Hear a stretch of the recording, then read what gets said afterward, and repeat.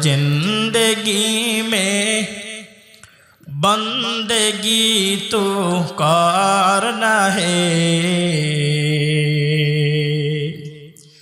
जिंदगी में बंदगी तो करना है, जिंदगी बे बंदगी शर्मिंदा है, जिंदगी बे बंदगी शर्मिंदा है। খারাপ লাগে নাকি আপনাদের? आए थे हम कुछ न कुछ खरीदने को,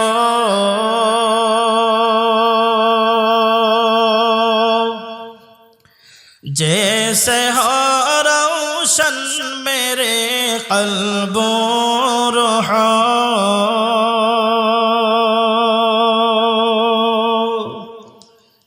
आए थे हम कुछ न कुछ खरीदने को,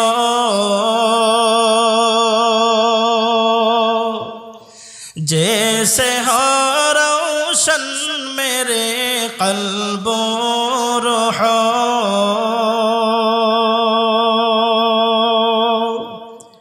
वरना कोई चारा तो जहाँ में नहीं, वरना कोई चारा तो जहाँ में नहीं, जिंदगी में बंदगी तो करना है, जिंदगी में बंदगी तो करना है, जिंदगी बे बंदगी शर्मिंदा है, जिंदगी में बंदगी शर्मिंदा है। दुनिया में हो दुनिया का तलबगार न हो,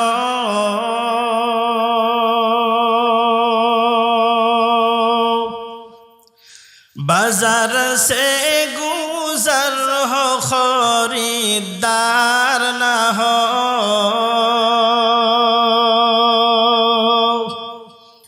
दुनिया में हो दुनिया का तलबगार न हो, बाजार से गुजर हो खरीदार न हो,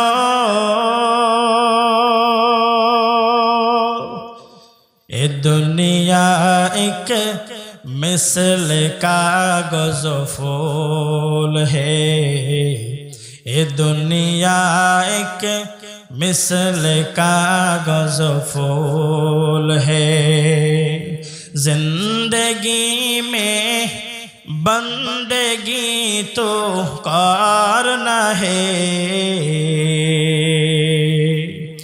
जिंदगी में बंदगी तो करना है, जिंदगी बे बंदगी शर्मिंदा है, जिंदगी बे बंदगी शर्मिंदा है। अल्लाहु আকবার বলেন। আল্লাহ তাআলা আমাদেরকে জিন্দেগি দান করেছেন বন্দেগি করার জন্য। কিসের জন্য? আরো জোরে বলেন। আমরা বলি না আমরা আল্লাহর বান্দা, কি বলি? আমরা আল্লাহর বান্দা বলি। বান্দা কারে কয় জানেন? বান্দা বলা হয় যে বন্দেগি করে তারে বান্দা বলা হয়, যে ইবাদত বন্দেগি করে না তারে বান্দা বলে না, তারে বান্দা বলা যায় না। গোলাম, বান্দা শব্দের অর্থ গোলাম।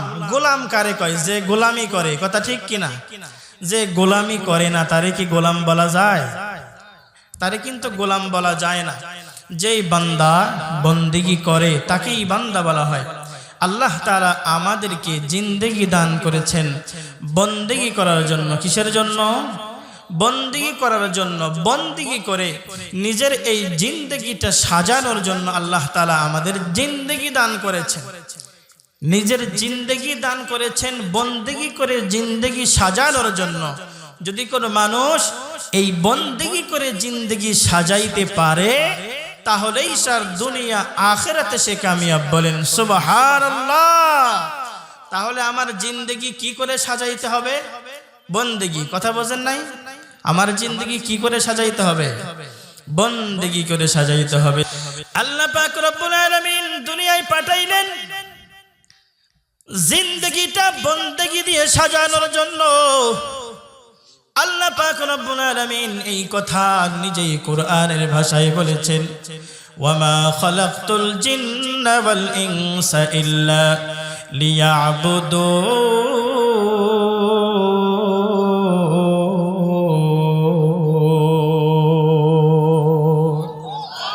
আর জোরে বলেন আল্লাহু আকবার।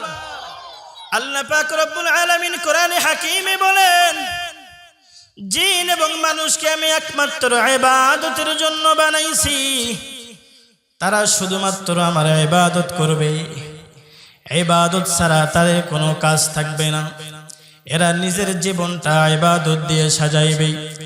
নিজের সারা জিন্দেগি প্রত্যেকটা দিন ঘুম থেকে ওঠার পর আবার ঘুমানো পর্যন্ত মুসলমানের প্রত্যেকটা কাজ হবে ইবাদত। বলেন সুবহানাল্লাহ। প্রত্যেকটা কাজ হবে ইবাদত। প্রত্যেকটা কাজ মুসলমানের ইবাদত। মুসলমান আমরা মনে করি শুধু নামাজ ইবাদত, রোজা ইবাদত, হজ ইবাদত, যাকাত ইবাদত। না না না না, মুসলমানের সব কিছু হবে ইবাদত। ইন্না সালাতি ওয়া নুসুকি ওয়া মাহইয়ায়া ওয়া মামাতি লিল্লাহি রাব্বিল আলামিন।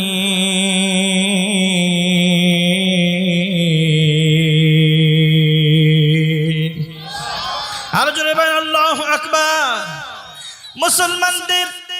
মুসলমানের সব কিছু ইবাদত।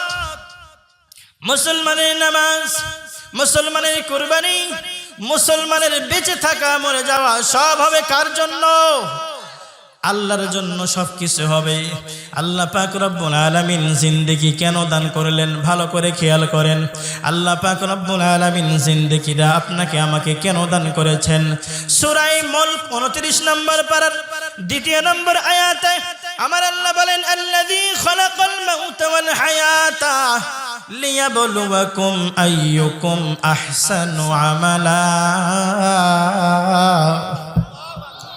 আল্লাহ পাক রব্বুল আলামিন বলেন, আল্লাহ পাক রব্বুল আলামিন বলেন, আল্লাযী খালাকাল মাউতা ওয়াল হায়াতা।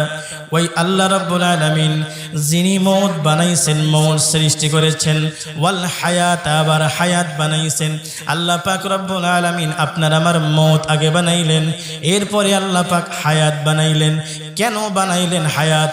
আল্লাহ মওত বানাইয়া ক্ষান্ত হলেন না কেন?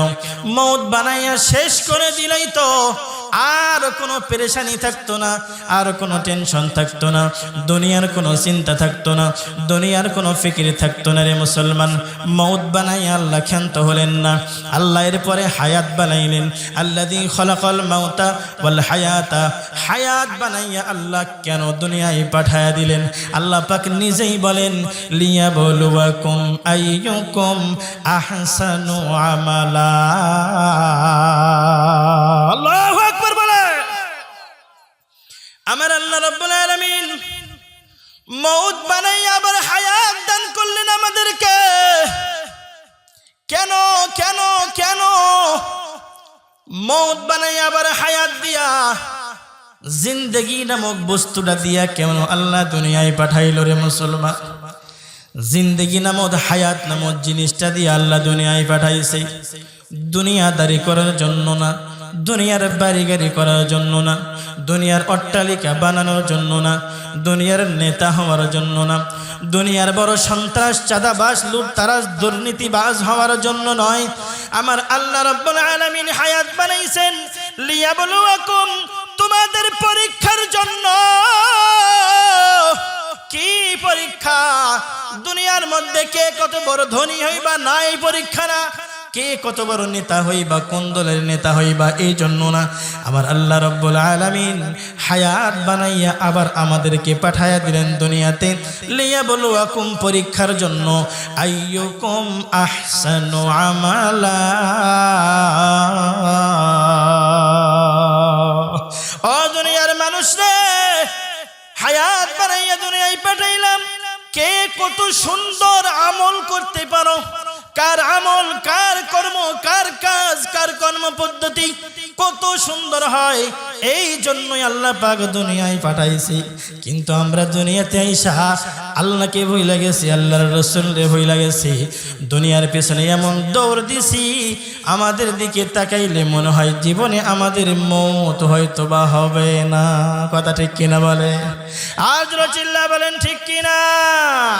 हकीकत से तो दुनिया बेखबर है, दुनिया की नुमाइश पर नजर है।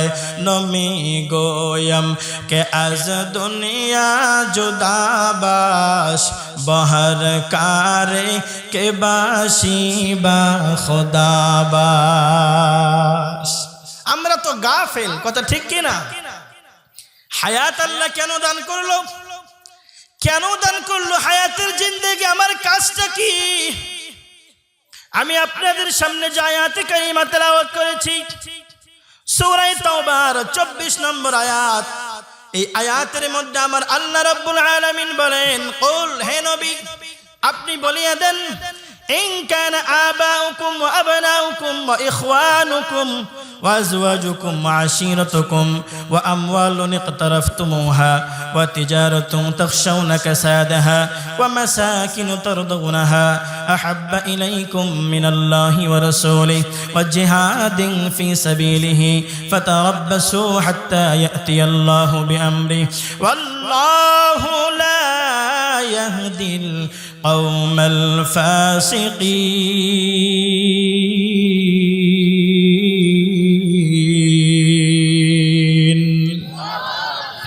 चिल्ला बोले अल्लाहु अकबर।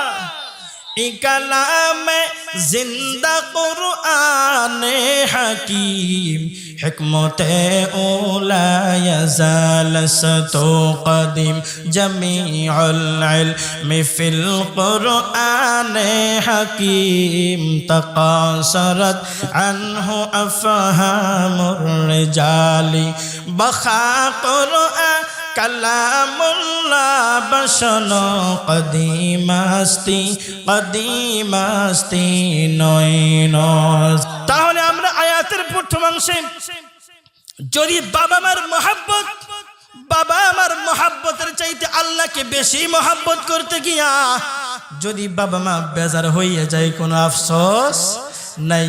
যদি আল্লাহকে মহব্বত করতে গিয়া নিজের সন্তানাদি নারাজ হইয়া যায়, কোনো আফসোস নাই। আল্লাহকে মহব্বত করতে গিয়া নিজের বিবেও যদি নারাজ হয়ে যায়, কোনো আফসোস নাই। আল্লাহকে ভালোবাসতে গিয়া নিজের গোত্র, নিজের বংশ যদি নারাজ হইয়া যায়, কোনো পরোয়া করেন নাই মুহাম্মদ সাল্লাল্লাহু আলাইহি ওয়াসাল্লাম, কোনো পরোয়া করেন নাই। আল্লাহকে মহব্বত করতে গিয়া তোমার দলের নেতাও যদি বেজার হইয়া যায়, কোনো সমস্যা নাই। নবীজি ডাক দিয়ে বলেন, ক্বালান নবী সাল্লাল্লাহু আলাইহি ওয়াসাল্লাম, লা তাআতা লিমাখলুকিন ফি মাসিয়াতিল খালিক। কোনো মাখলুকের আনুগত্য করা যাবে না, যেই মাখলুকের আনুগত্য করতে গিয়া আমার আল্লাহর নাফরমানি হয়ে যায়, আল্লাহর নাফরমানি হয়ে যায়। কোন মাখলুকের আনুগত্য করতে গিয়া ওই আনুগত্য করা যাবে না।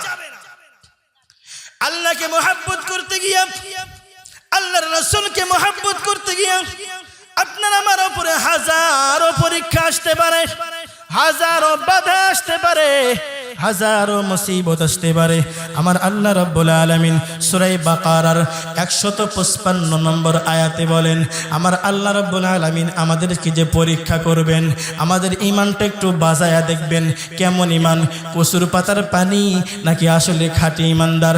আমার আল্লাহ রাব্বুল আলামিন কোরআনের সূরা বাকারার 155 নম্বর আয়াতে ডাক দিয়ে বলতেছেন, ওয়ালা নাবলুওয়ান্নাকুম বিশাইইন মিনাল খাউফি ওয়াল জু'i ওয়া নাকসিম মিনাল আমওয়ালি ওয়াল আনফুসি ওয়াস সামারাত ওয়া বাশশিরিস সাবিরিন।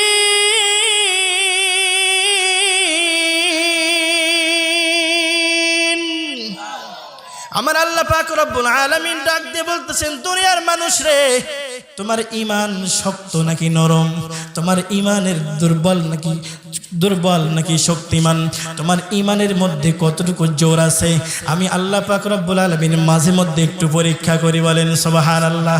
আমার আল্লাহ রাব্বুল আলামিন এই আয়াতের মধ্যে আরবি গ্রামারে লাম তাকিদ বা নুন তাকিদ সকিলা বলা হয়, ওয়ালা নাবলুওয়ান্নাকুম, ওয়ালা নাবলুওয়ান্নাকুম। আল্লাহ পাক রব্বুল আলামিন এই শব্দের মধ্যে দুইটা তাকিদ লাগাইছে, ওখানে অর্থ হবে অবশ্যই আমি তোমাদের পরীক্ষা করব। ওয়ালা নাবলুওয়ান্নাকুম বিশাইইন মিনাল খাউফি ওয়াল জু'i ওয়া নাকসিম মিনাল আমওয়ালি ওয়াল আনফুসি ওয়াস সামারাত ওয়া বাশশিরিস সাবিরিন। আমার আল্লাহ পাক রব্বুল আলামিন বলেন, আমি তোমাদের অবশ্যই পরীক্ষা করব। কি দিয়ে পরীক্ষা করবে? বিশাইইন মিনাল খাউফি ওয়াল জু'i, তোমাদের ভয়ভীতি দিয়ে পরীক্ষা করব, তোমাদের মধ্যে ভয় ঢুকায়া পরীক্ষা করব, তোমাদের মধ্যে যত দুনিয়ার ভয় আছে সব ঢুকায়া দেব। বাবা বা নারাজ হবে, এই ভয় ঢুকায়া দেব। আমার পক্ষে চলবা, আমার রাস্তায় চলবা, আমার বিধান মতে চলবা। বাবা মা অসন্তুষ্ট, নিজের ভাই বেরাদার অসন্তুষ্ট, নিজের গ্রাম মহল্লা অসন্তুষ্ট, নিজের দল অসন্তুষ্ট, ভয় ঢুকায় দিব, জো ঢুকায় দিব, তোমার মধ্যে দরিদ্রতা ঢুকায় দিয়ে পরীক্ষা করব, খুদাই রাইখা তোমারে পরীক্ষা করব। ওয়ানাকসিম মিনাল আমওয়াল, তোমার সম্পদ আমি আল্লাহ পাক রব্বুল আলামিন বিনষ্ট করে দেব, সম্পদ ধ্বংস করে দেব। সামারাত, তোমাদের ফসল ধ্বংস করে দেব। মাঝে মধ্যে তোমাদের ধানের মধ্যে এমন পোকা লাগায়া দিব, এক রাতে সব কাইটা শেষ করে দিছে। দুনিয়ার মানুষ নাম রাখছে কারেন্ট পোকা। কথা ঠিক কিনা বলেন? এক রাতে সব শেষ। যে এলাকায় যায় কয় কোনো ধান নাই, এক বিঘে 2 মণ 3 মণ, কই গেছে বারে? কয় এই পোকার নাম হলো কারেন্ট পোকা। কি পোকা? এর নাম হলো কারেন্ট পোকা।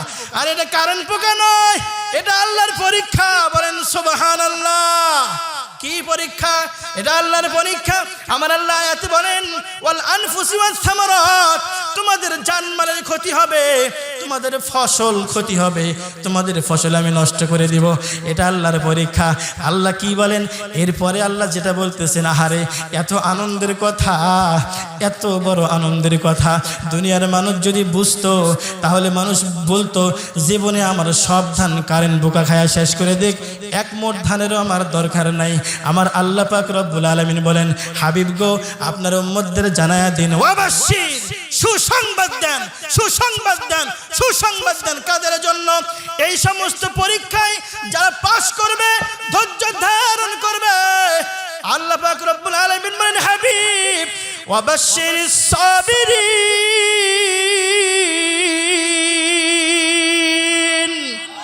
আর জোরে বলেন আল্লাহু আকবার। যে সমস্ত মানুষগুলা ধৈর্য ধারণ করবে, সবর করবে, তাদেরকে আপনি সুসংবাদ দেন। কি সুসংবাদ?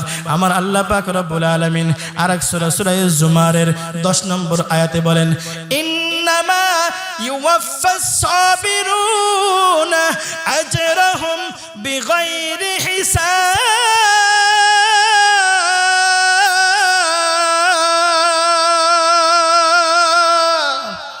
আমার আল্লাহ পাক রব্বুল আলামিন বলেন, দুনিয়ার মানুষ রে, সবরকারীর জন্য আমি সুসংবাদ দিলাম। যারা এই সবর নিজে ধারণ করতে পারবে, যারা এই সবর করার মতো করবে, আমার আল্লাহ বলেন, আজরহুম বিগাইরি হিসাব, বিগাইরি হিসাব, বিগাইরি হিসাব। আমি আল্লাহ পাক রব্বুল আলামিন এমন প্রতিদান দিব যেটা বেহিসাব, যার কোনো হিসাব নাই, যার কোনো সংখ্যা নাই। বলেন আল্লাহু আকবার।